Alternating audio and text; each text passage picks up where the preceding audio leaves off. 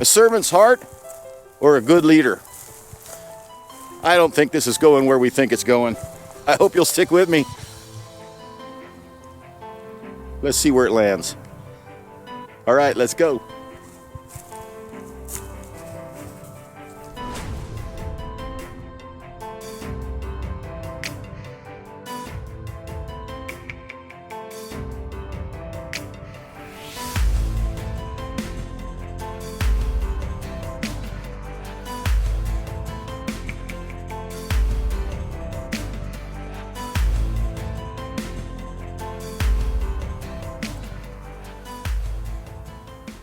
Welcome back to the channel, everybody. This is Randy, the ragamuffinpiper.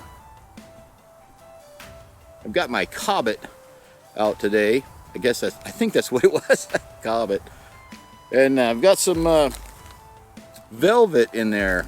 Velvet. I must say, I'm not all that impressed with velvet. That was a trial run. And got my coffee here. It's a little under-impressive, the velvet part of it is. And welcome back to the 100-acre woods. It's a beautiful day, blue sky. As you can see, the attire is a lot lighter today, and it's just a perfect day.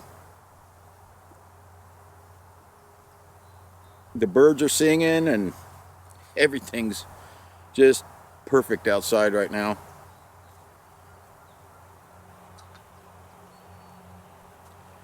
But a servant's heart. We had a little situation come up, and my wife and I, we were talking, and this kind of dawned on me. This story came back to me, and I thought, well, that's a good one to share. This may sound a little theological, so if you're not into theological life lessons, hang around just a second. I think it will apply whether you are or you're not.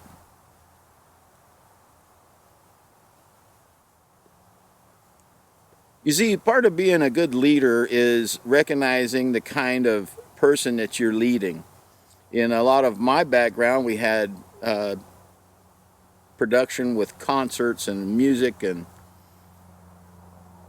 church volunteers. Knowing how to motivate someone who's not paid to get there, not paid to work very hard. They're not motivated by any of that. They're there to serve. And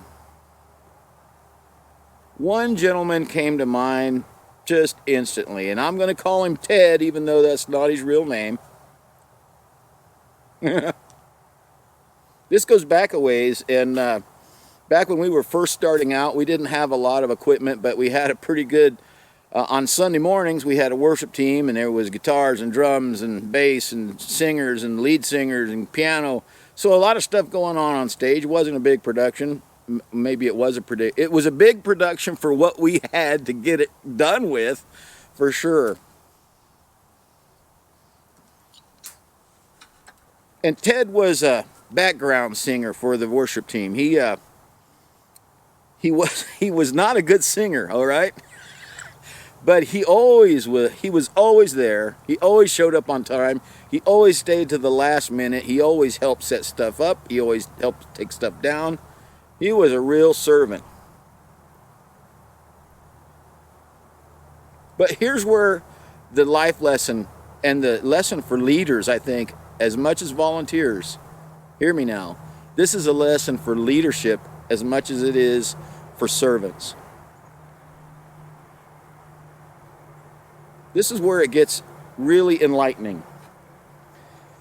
The pastor of this church, he wanted a particular look on stage. You know, he wanted a lot of singers and people up there to cause the audience, the congregation, to be involved, and he wanted a look of enough singers with the band to balance it out and to cause some energy.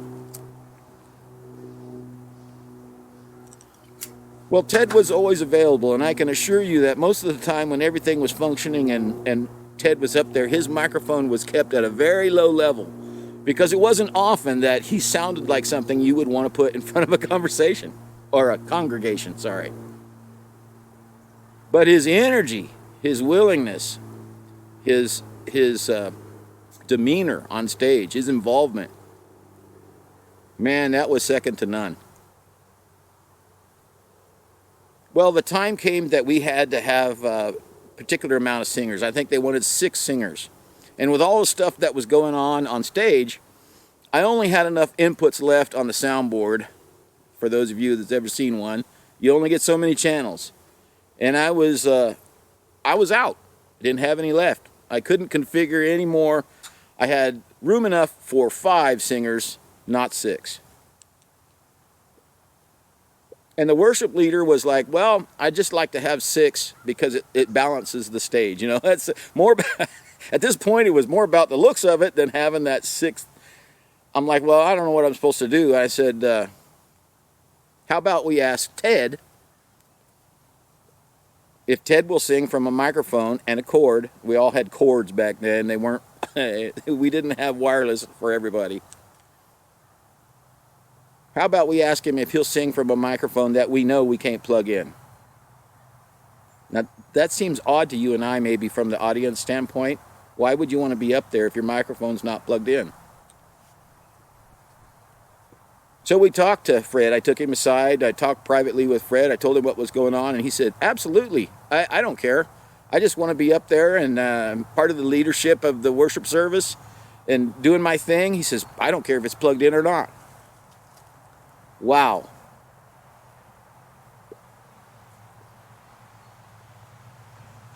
That is a servant's heart. He's there not to get recognition. He wasn't even there to necessarily be heard. He was being seen, though, and his actions had consequences on the crowd. You know, he could be a leader without being heard. So, servants out there,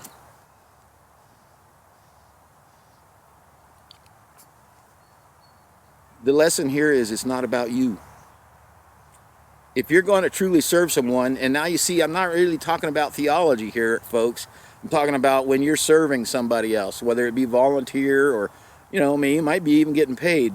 If you're there to truly serve someone, it isn't about you. It's about what you can do to make whatever it is you're involved with better.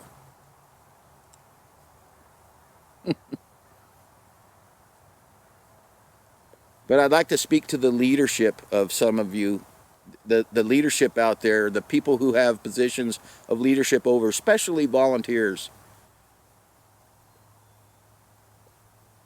How do you show them you value them?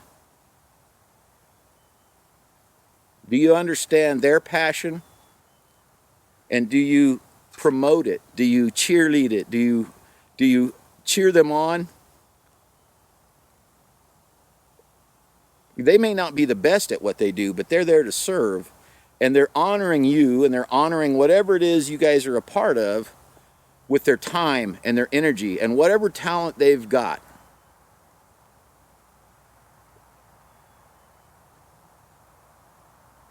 That's why I say this message may be more for the leadership than it is the servant. A good leader values each and every person that they lead and finds a way to motivate them. They may even be better at something than the leader.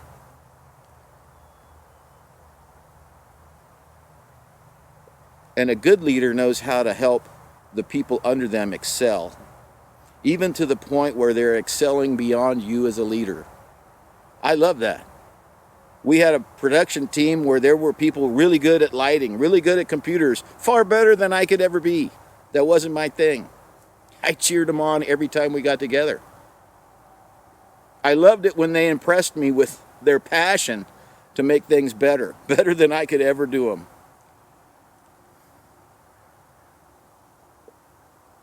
As leaders, we're called to bring out the best in those that we are serving as a leader for. We're called to bring out their best, not to subjugate them and make them just a little less than we are.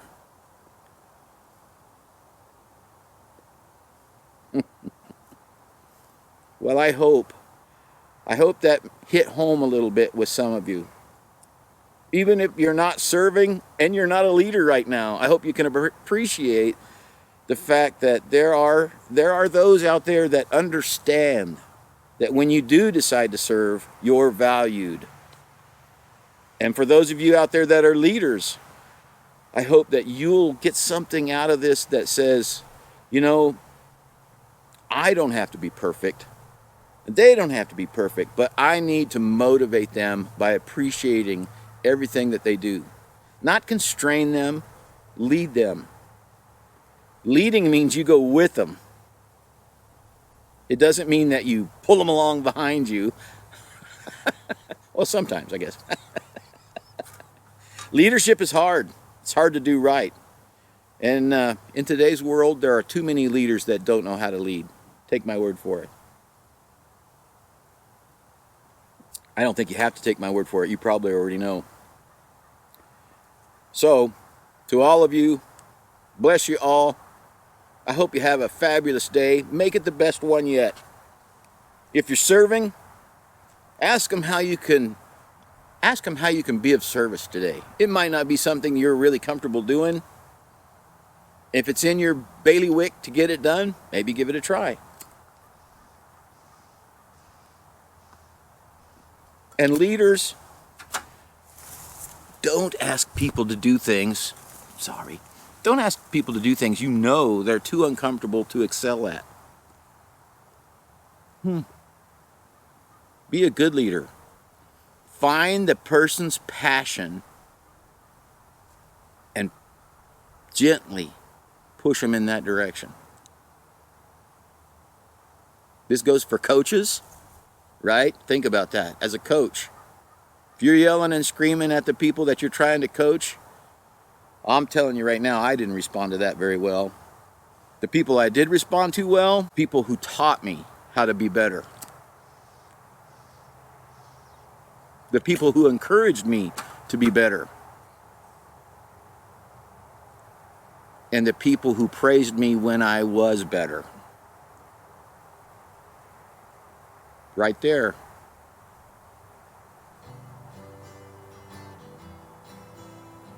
So whether you're a servant's heart or a leader today, I pray for you all that you'll, look inside a little bit first. Search your own motives. And make sure that you're motivating the people who are under your leadership. As a servant, make sure you're trying to serve in a place that's a passion for you. You'll never get burned out. When you're serving, you'll never get burned out if you have a good leader and what you're doing is your passion. I'm Randy. This is Ragamuffin-Piper. I'm so glad you joined me out here in the 100-acre woods. My Cobbit is burning down here to the bottom. And, it's time for me to go maybe get out and go for a walk in the sun. It's going to be over 50 degrees today. My goodness. That has not been a temperature we have seen in a few months. So y'all be the best you can be today. Make it the best one yet. And I will see you very soon. God bless y'all. Thank you for being here. Thank you for being part of this channel and the Ragamuffin-Piper and the simple life that we share together. We'll see you soon. All righty. Bye-bye.